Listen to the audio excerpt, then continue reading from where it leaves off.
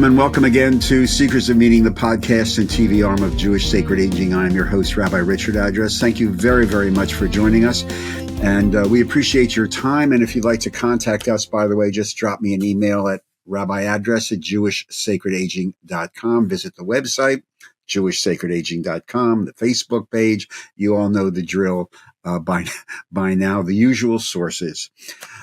One of the more interesting sources in the Jewish world is this thing called Musar, and we are absolutely honored to welcome to today's Seekers of Meaning Dr. Alan Morinis, the author of this brand new book, fantastic book, The Shabbat Effect, Jewish Wisdom for Growth and Transformation. So let me get right to the heart of this. For my colleagues, Jewish educators, Jewish book clubs, check this out. I think you will really enjoy it. There's a tremendous amount of information in here. Alan is the founder of the Mussar Institute, and I have a hunch that many of you who will be watching or listening are involved in Mussar Institute work. I know several of my friends are. So, Alan, welcome back to Secrets of Meaning. How are you? How are you feeling? How are you doing? Thank you very much. Well, the answer to that question is a long one, but in my small world, everything is going remarkably well. I feel blessed and I'm very grateful. The larger world is very problematic right now, and so I'm caught between gratitude for the blessings in my life and real concern for the issues that our world is facing right now. Well, I think we all share that, and that's why the book, I think, is so timely and important. Because you bring the ethics, values, ideology, and neshama of Musar. Let's also get this out. If somebody wants to contact or make a connection with the Mussar Institute, how do they do that? What's the website? How do they do that? It's as obvious as it should be, which is mussarinstitute.org. The only thing you have to remember is .org, not .com. It's Musar with two S's and Institute, mussarinstitute.org. Alan, what's the Shabbat Effect? That is the title of the book, and the graphic on the front cover shows two Shabbat candles and light emerging from them, which is a metaphor for, thank you for being the assistant who shows the props. The whole idea of Shabbat, as defined in the Torah, is one day a week, which is very, very different from the other 6 days a week. And we say that, even in the Havdalah ceremony, God differentiates Shabbat from the 6 days of doing, the 6 days of making. And that can lead people to think that, that if I were to observe a Shabbat, or if I do observe a Shabbat, I have two different realities.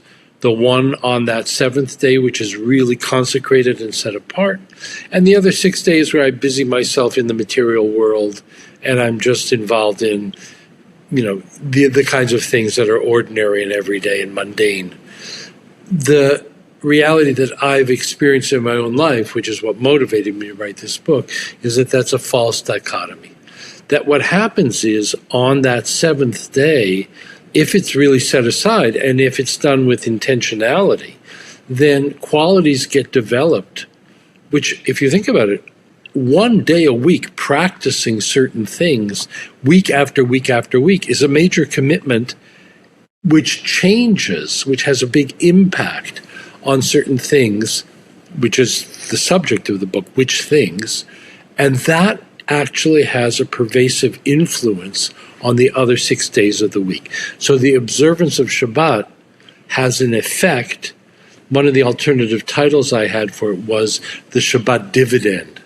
It sounded too financial in the final analysis, but it's good. It's a dividend. You invest, and it pays a dividend on the other 6 days of the week. Shabbat, can it literally transform a human being? I think it has a transformative impact on a human being. I think until some date in the future, may it be today or tomorrow, we're not going to be completely transformed. One of the things I've learned in my study of Musar is to accept that all of life is a journey of growth. And so the notion of being transformed is like the notion of being enlightened, which it's a past tense. It reaches a certain point when it's over.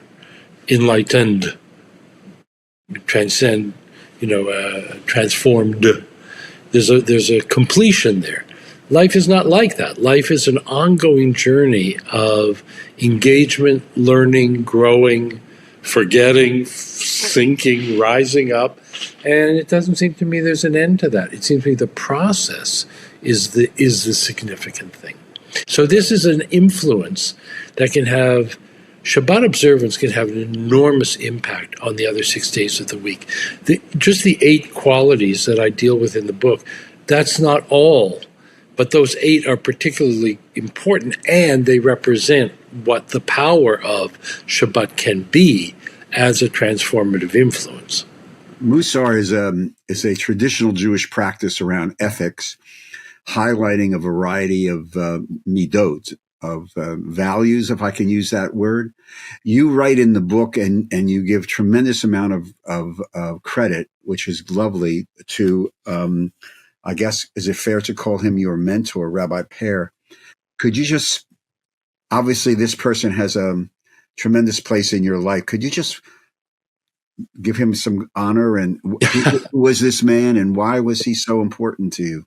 That's the easiest question anybody could ever ask me. Okay, well, because there's no way I can speak about Rabbi Payer except in the with an attitude of honor. I grew up with a very secular background, Jewish. Both my parents Jewish, both spoke Yiddish as their first language, but not very involved at all in Jewish thought and practice, very secular. And I mentioned that in the book as well, because my father's notion of rest on Shabbat was lying down on the couch and watching bowling on television and falling asleep. That was it. I mean, it was like there were no candles, there was no wine, there was nothing. And for good reason. It had to do with their own background. But midlife, I had a case of late onset Judaism, and that propelled me on a search, because it's a long story of how that happened, and it's actually my first book, Climbing Jacob's Ladder, tells that story. But it sent me out into the world to say there must be deep spiritual teaching in Judaism. We couldn't have existed as a people and persisted for thousands of years on responsive reading. There had to be depth of spiritual guidance, but I had no idea where to look. Long story short, eventually, just because he wrote the introductory blurb on a book, I became aware of this man who was the Rosh Yeshiva of the Yeshiva of Far Rockaway in Queens, New York. And, the word yeshiva to me was alien talk. I knew nothing. I had never set foot in a yeshiva. And I was 49 years old. So this was not like, my father took me by the hand.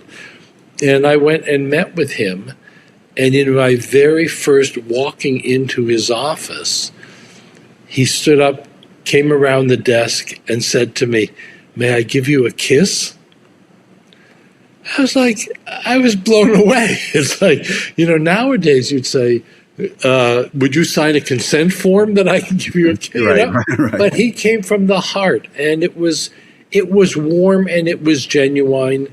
And I've heard from other people since that it was typical of him to be welcoming like that for someone who was, in effect, an alien in his world. I knew nothing. I had no place. I didn't know what to do. Like, I was completely unaware of how do you conduct yourself in an Orthodox yeshiva.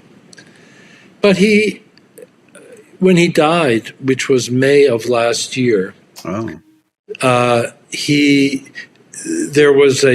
couldn't go to the funeral, but they, simulcasted it, and people's eulogies. And one of the eulogies began with somebody saying, "The Rosh Yeshiva was an investor." That was his opening line of his eulogy. And there was somebody I didn't know. But I thought, yep, he invested in me. He really did. He took me in. He took me home. I would spend Shabbat with the family. I spent sometimes a month living in their basement at a time. He would make time for me. He would teach me. He was a very generous man. He was very aware of the world. He would listen to NPR. And, there's a very funny story, which I'm not going to go into in length, but I was at a wedding with him, and there was a tune. The band was playing a tune. And, the men and the women were separated. The men were dancing. And he said to me, he leaned over me, and he said quite loudly, because the music was loud, he said, "Do you recognize that tune?" And I listened, and I thought, well, yes, I do. That's that Mexican love song, Bésame Mucho. And I laughed, and he laughed, and we laughed. He said, they think it's a Hasidic niggun. And then I thought, how do you know it? How do you know Bésame Mucho, Mr. Rosh Yeshiva in the Black Hat Yeshiva? Because he was very aware of the world, and he had a very strong, extraordinarily strong sense of curiosity. He liked to take apart clocks and put them back together. He once said to me, he said, "Do you know how many stars there are in the universe?" He was like that. That was of interest to him enough to question me on that. But he understood me and where I was coming from, and he put absolutely no pressure on me, much as in my book, there's no pressure about what a Shabbat should be for someone. I don't even discuss that in the book. But he opened up for me an understanding of what was possible on Jewish pathways. That influences the way I approach the book. What is possible on Jewish pathways? One of the topics that I really hammer on in my teaching these days, not in the book, I don't know if I mentioned in the book, is the idea that Jews who grew up in the post-Holocaust world, for the most part, anywhere in the Jewish world, including in the Orthodox Jewish world, are in fact spiritual orphans. We grew up disconnected from our own spiritual traditions. And he showed me, and he led me. He was not disconnected.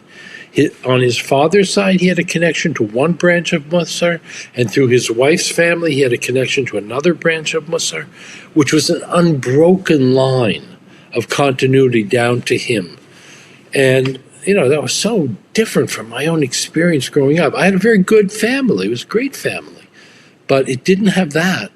It didn't have a sense of the kinds of teachings and guidance and wisdom that helps a person navigate life. And that's what I understand spirituality to be. Not to take you out of life. That was back to your question about transformation. It's engaged. It's in the real world. It's in a family. It's in a household. It's in your driving. And he showed me that. And I did an appreciation for him for the Mussar Institute after he passed away. And I spent an hour telling stories about when we went to the grocery store together, and all the things that would go on, which were I went to the barber shop with him, it wasn't like sitting in a kind of holy isolation. It was a holy engagement. I could go on. You mentioned the spiritual exile post-Holocaust. One of the things which I think is motivating the growth and popularity of the Mussar Institute, because we're finding this in the work of Jewish Sacred Aging, is that there are people of our generation. They understand now that they are spiritual. They are in exile spiritually, and as the clock of mortality becomes more aware to them, they really are saying, well, what really does this mean?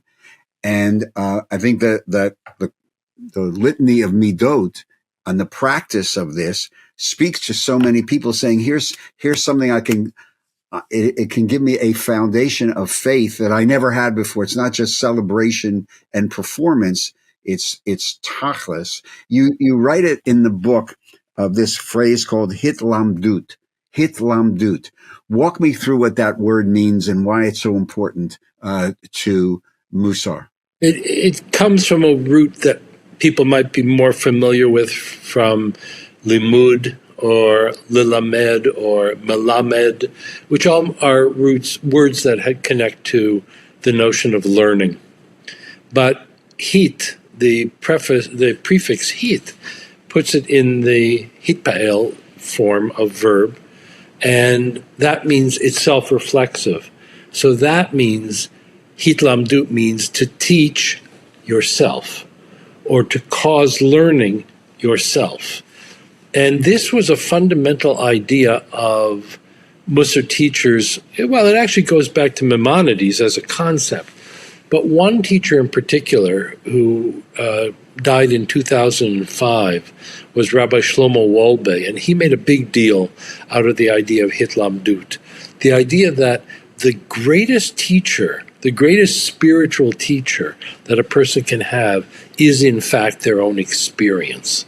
And we have an opportunity to approach life with tremendous curiosity about what lessons we can learn from how we interact and relate with other people, with things, with our own selves, with our bodies. Everything is an opportunity for learning. And Rabbi Wolbe said that this is so profoundly true that he said even a person on their deathbed can be learning how to die, which is like, to have that kind of awareness that life is just a source of lessons. And even to the final moment, a person can be learning and developing and growing. It's a very powerful thing.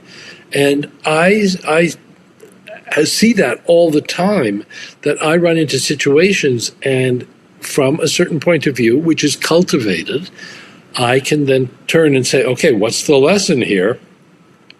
It was Shabbat, this past Shabbat, I was sitting and I noticed my cell phone cord, my charging cord, didn't have a cell phone on the end of it.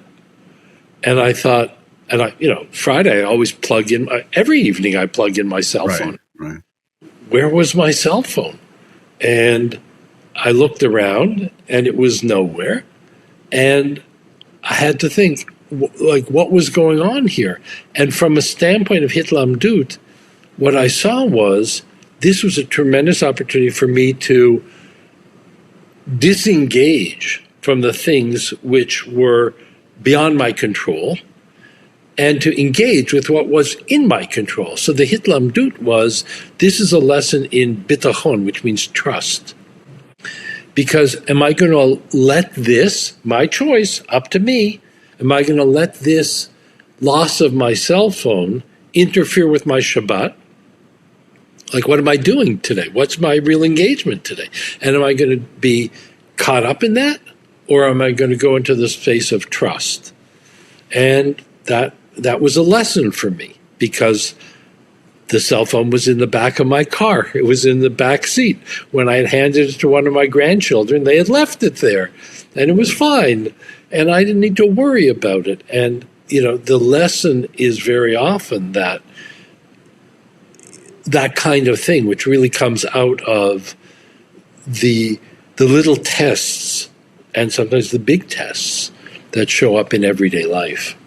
We're speaking with Dr. Alan Morinis, who has his brand new book, recommended very highly, especially to my colleagues, The Shabbat Effect, Jewish Wisdom for Growth and Transformation. Again, you alluded to before, I want to get to this now, these series of practices, the idea of incorporating these 8 practices, not just on one day, but really expanding them to have it encompass one's week, one's life. And you start with this concept of zichrut, which you call awareness, I think. Mm-hmm. And you have holiness, contentment, joy, rest, peace, silence, trust, all these, but you begin with this sense of awareness. So could you just walk us through these 8 practices? Mm-hmm. Yeah, I probably won't get through all 8, but I can certainly discuss the model because it applies to all 8. the book is about Shabbat. It's about the observance of Shabbat. It's about the impact on life all 7 days a week of observing a Shabbat this 1 day a week. But at another level, the book is about the interplay of religion and spirituality, because Shabbat is clearly a religious practice. It's a mitzvah. It's one of the 10 commandments. It's like one of the top 10. And it comes with all kinds of practices and rules and restrictions and, things that are positively invoked, et cetera, et cetera. So it's really part of religion. But if you look at the notion of rest, that's a spiritual quality. And all the observances of Shabbat have a spiritual intentionality to them. And that is where we find the intersection of religion and spirituality. So then, if we look at the first quality you mentioned, Zihirut, which really does have a notion of awareness, the root of Zihirut, which is Zayin He Resh, is the same root as the word Zohar, the mystical text, and even the notion of, which translates as radiance or shining, and the notion of the radiance of the sun is the same word is used to describe the radiance. And what we're talking about is the radiance of the mind here, the radiance of the human mind, having a radiant mind.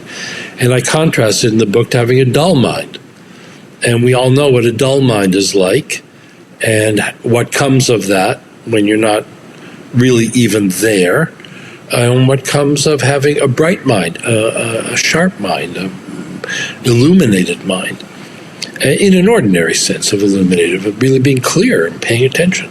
And when you look at the laws of Shabbat or the practices of Shabbat, there's a lot of precision.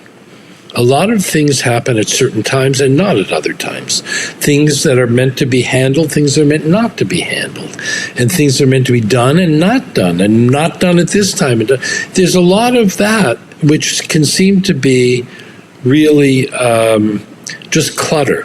It can seem to be a real overburdening of guidelines or rules or restrictions.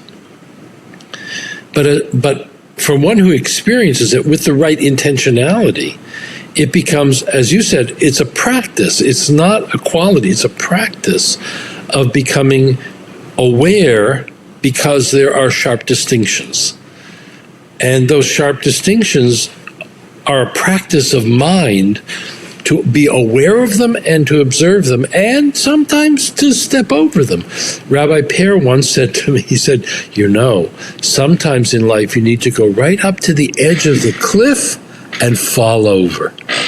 And there are times of breach, and those are also lessons in awareness, because you go, oh, I missed it, and then if you think about it in terms of right and wrong and reward and punishment, that's one framework.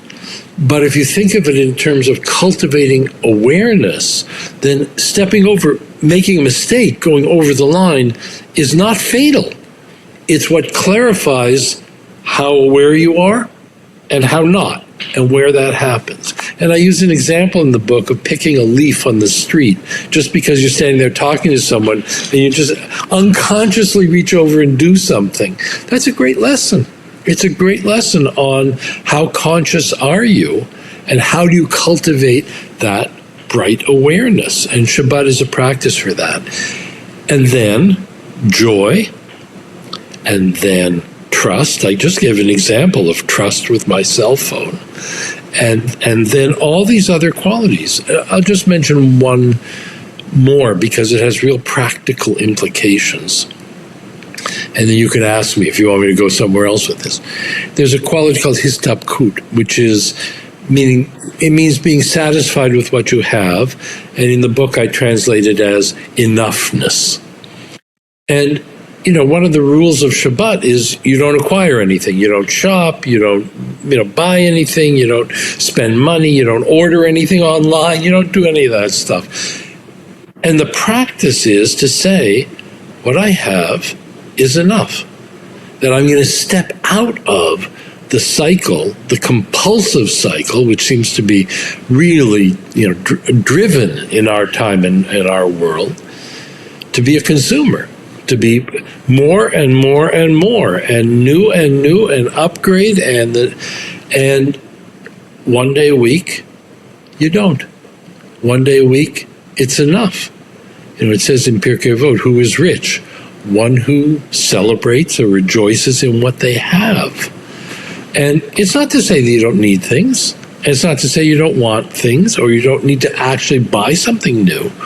But that one day a week that interrupts the compulsion, that's a huge teaching, because you realize it's up to you. It's not a compulsion. It's in your hands to do, to decide to what extent, when, how, to be a wise consumer and an aware and conscious consumer. That's another lesson. That's another dividend of a Shabbat practice. And like that, through 8 qualities that have a place 7 days a week. But if you didn't have a day of interruption of commerce, then it would just be 7 days a week of commerce and no learning and no transformation and no new tools the other 6 days of the week as well.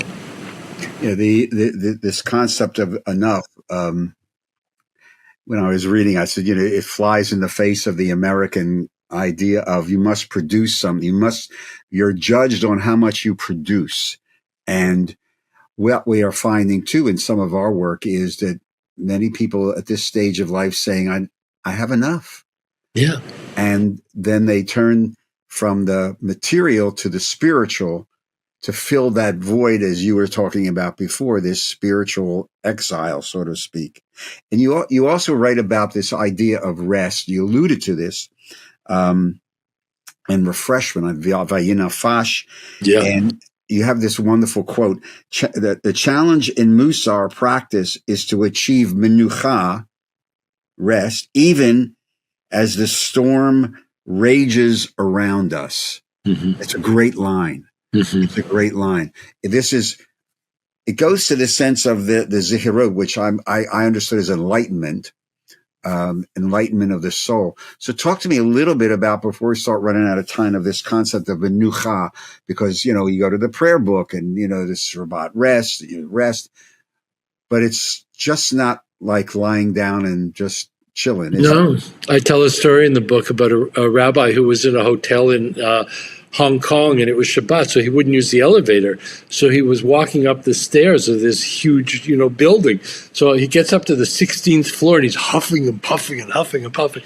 And one of the staff people says to him in the hotel, "Why didn't you use the elevator?" He said, "I can't. It's my day of rest." Right. And so it's not the obvious. Already you see it's not obvious. It's not simple. It's not just very, very banal. The idea is there is rest, which is just physical rest, and then there is equanimity, which is spiritual balance. And the quality that we have the opportunity to develop through Shabbat is that idea of equanimity, that idea of a balanced mind. So, yeah, the storms are raging around us. The world is in real difficulty. Our own lives are being constricted. Anti-Semitism and this and that. It's all real. The question is, do I contribute more to the world through my agitation and worry, or do I contribute more by having my emotional life balanced and clear, and then with that judgment, that ability to judge more clearly, am I going to be a better contributor to the world? So it's not a disengagement from the world. It's saying that there is a quality that can be cultivated internally. And that is, again, one of the lessons of Shabbat, because if you're not going to be able, if you take a workshop, Shabbat is a workshop in emotional balance, then that's a quality that will carry on, and you'll have some ability to do that. Just like with my cell phone, this Shabbat, it's like, oh yeah, I don't need to be overwrought with the current wave that's coming my way. And I use the analogy of a surfer. A surfer doesn't want a flat sea. The idea is not to live a life of perfect tranquility, which is a world with no waves. The question is to be able to ride the wave, and in fact, sometimes even to enjoy the wave, and to use that energy of the wave and then propel forward, but not through agitation and worry and wasted energy, but really engaged in that way, and not emotionally numb, not in a coma, feeling the emotions, but in a sense rising above them. And that is actually the definition in a book that was published in 1811 called Cheshbon HaNefesh. He talks about rising above the emotion. So you have them, but they don't dominate you. They don't take you over, but you still experience them and then have a balance and move forward like that. One of the things I wanted to mention too for my colleagues and other people who are very, very interested in Musar and that growing community, in the end of the book, you have this bibliographic essay. It's several pages of real intense. It's not a footnote. It's not like a citation of so-and-so or, the book of Numbers, whatever, but a series of, extended footnotes on a scholarly basis if you want to follow up some of these issues that Alan raises in the book. I want to point that out to you because when you get the book and you start reading it, and my colleagues, especially and educators, pay attention to that because it's a very, very valuable aspect of the book. I'll comment on that just very briefly. One of the things about being a spiritual orphan, is that you don't know who your family is. You don't have your lineage. But that bibliographical essay is part of an attempt on my part to identify the lineage, that we are linked in this chain, and that's the chain to which we are linked.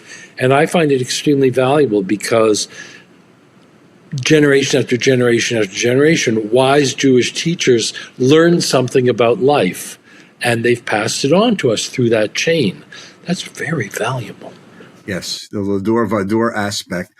The book is about Shabbat, but yet in the contemporary North American world, with very rare exception, Shabbat is going to the cleaners, attending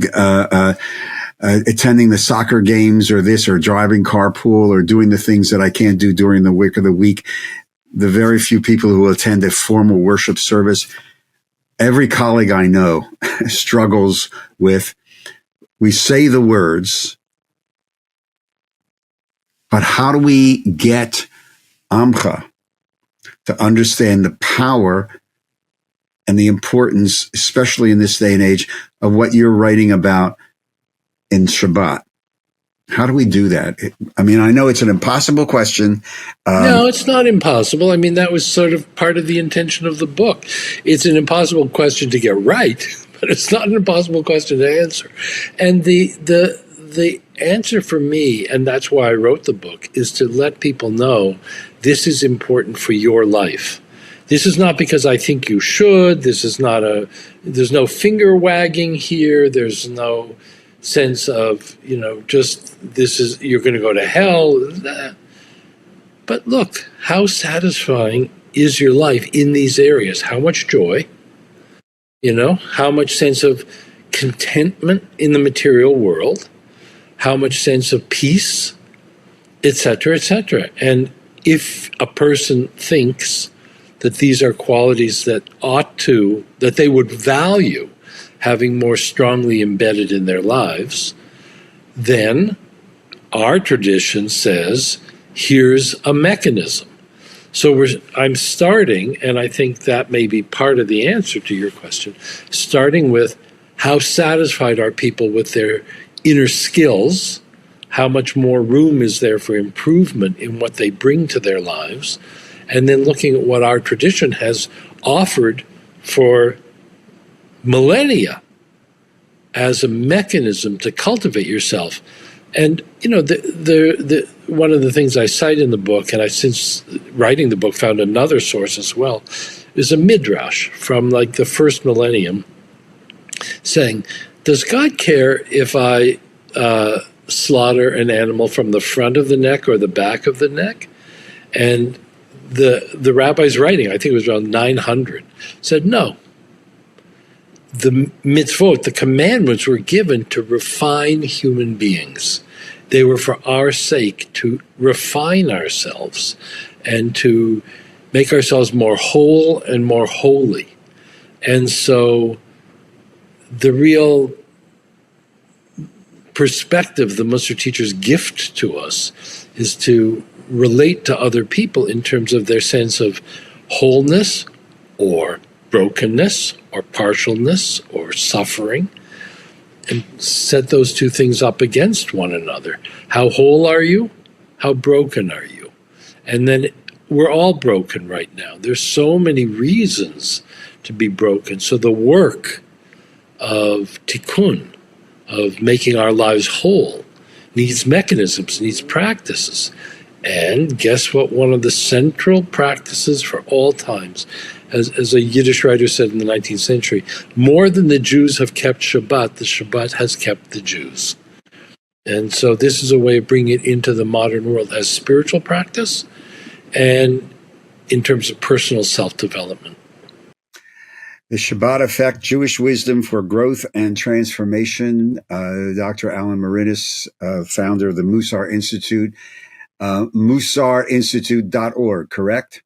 Correct. 2 S's in Musar. 2 S's. So thank you very, very much. Thank you. Good luck with the book. Thank you. As I said earlier to my colleagues out there and Jewish educators, pick this book up. You can get it at the usual places, Alan, bookstores, Amazon, et cetera, et cetera. Yep. It is a very, very useful tool, not only for adults. I would suggest perhaps our young people, confirmation, post bar mitzvah classes, who are also searching in their own way for a sense of meaning and purpose in a world in which they're growing up in, which doesn't really make too much sense to them right now.